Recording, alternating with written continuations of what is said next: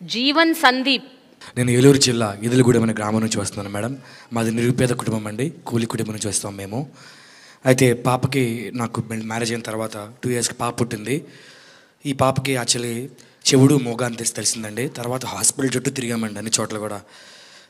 చాలా పేదరికంగా ఉండడం వల్ల ఏమైందంటే అసలు ఏం చేయాలో అర్థం కాలేదు. తండ్రిగా నేను పూర్తిగా కోల్పోయానండి, ధైర్యం కోల్పోయాను. నాకేంటి ఇట్లా జరిగింది, నాకేంటి ప్రాబ్లం అని డల్ అయిపోయినప్పుడు ఏమైందంటే అండి, వెంటనే ఆరోగ్యశ్రీ వాళ్ళు వెంటనే కలిసి దిగులు పడాల్సిన అవసరం లేదు, మన ప్రభుత్వం మనకుంది, మన జగన్ మనకు తోడుగా ఉన్నాడు, ఆయన నీకు ప్రామిస్ చేశాడు, ఓకే నేనున్నాను, నేను విన్నానని చెప్పుకుందామని చెప్పేసి వెంటనే వాళ్ళు ఎక్కడ మన గుంటూరులోనే హాస్పిటల్ ఉంటుంది, అక్కడ ఆపరేషన్ చేస్తారు, ఏమాత్రం దిగులు పడాల్సిన అవసరం లేదు అని మమ్మల్ని లీడ్ చేశారండి.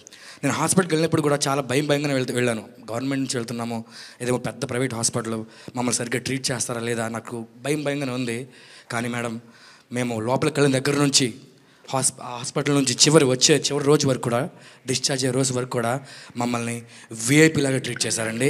ఒక కామన్ మ్యాన్ని వీఐపీ లెవెల్ ట్రీట్మెంట్ ఇచ్చాను. నేను ఊహించలేదండి, నిజంగా షాక్ అయ్యానండి నేను. అసలు ఇంత బాధించుకుంటారండి, ఒక ఫ్యామిలీ మెంబర్స్ లాగా చూసుకున్నారండి. అది ఆ క్రెడిట్ మాత్రం జగన్ గారికే దక్కుతుంది. ఆ తర్వాత మేడం నేను ఒకసారి హైదరాబాద్ కూడా వెళ్ళానండి.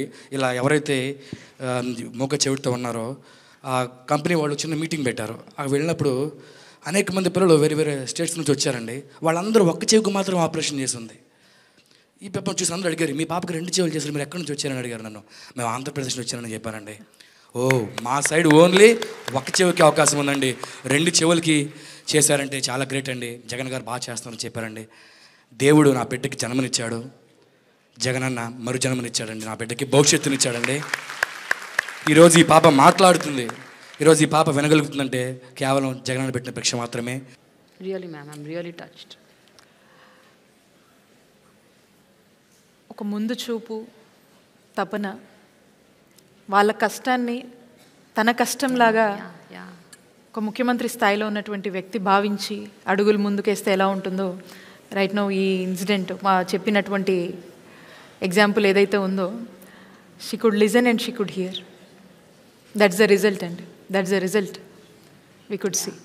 సో కాక్లియర్, బైకాక్లియర్ లాంటి హై ఎండ్ ప్రొసీజర్స్ని కూడా ఆరోగ్యశ్రీ పరిధిలోకి తీసుకొచ్చి ఎంత ఖర్చు అయినా కూడా ఆనాడు వైఎస్ఆర్ గారు తీసుకొచ్చారు ఆ ఇనిషియేటివ్, జగన్ గారు కంటిన్యూ చేస్తున్నారు. ఎస్ అండి, అది ఎంత ఖర్చు అయినా పర్లేదని చెప్పి ఈరోజు వాళ్ళకు ఫ్రీ ఆఫ్ కాస్ట్లో ఇలాంటి మంచి వైద్య సేవల్ని అందించి, మరి ఏ లోటు లేకుండా ఆ పేరెంట్స్కి ఎంత భారంగా ఉంటుందో ఒకసారి మనం చూడగలుగుతున్నాం. అది మరి అలాంటి భారాన్ని తానే ముఖ్యమంత్రిగా ఉండి జగనన్నే మోసి ఈరోజు మరి వాళ్ళకి ఇంతటి వైద్యాన్ని రాష్ట్రంలో ఉన్న అందరికీ, ఇక్కడ ఒక ఎగ్జాంపుల్ మనం చూసాము, రాష్ట్రంలో ఉన్నటువంటి ప్రతి ఒక్కరు కూడా ఇంత మంచి ఖరీదైన వైద్యాన్ని అందించగలుగుతున్నామంటే ఒక మనసున్న ముఖ్యమంత్రికే సాధ్యమని మరొకసారి ఉదాహరణ నిరూపించింది.